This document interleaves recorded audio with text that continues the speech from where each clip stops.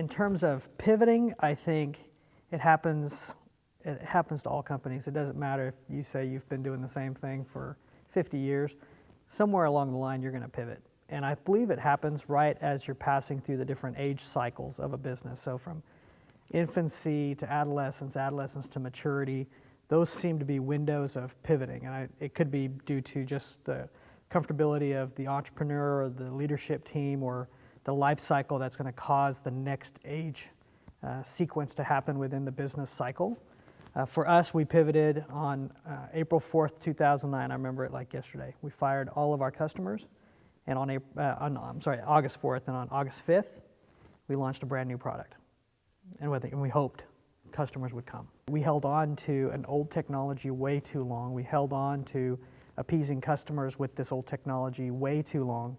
And I felt as an entrepreneur, we were forced by the market to pivot, where if we would have pivoted just a year before that, it would have been less jarring to the entire scope of our business, because we would have been in front of the need of the customer, not reacting to the need of the customer. I'm surrounded by great technicians and great managers, both of which have high resistance to change, because we want to execute the plan that we've created and processes we've created.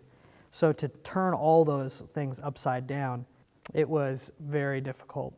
However, you could see down the road that deciding to pivot is probably the most dramatic shock to the organization that you can do, because you've already built processes around your old way of doing things, you've already built systems, you've already trained people, and most importantly, you've trained your customers to expect that product.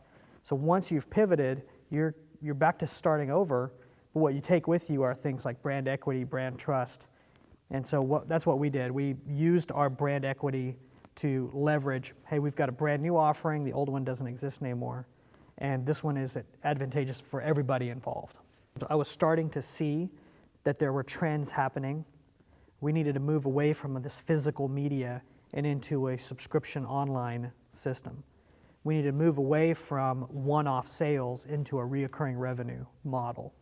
And the customer base has now gotten used to this idea of, I don't just subscribe to magazines, I now subscribe to television, I subscribe to my phone, I subscribe to software, that's now common. I think if we would have gotten in on the earlier side of that, about a year earlier, we would have caught all of the early adopters. And in reality, we had to wait a little longer, and the early adopters had already adopted.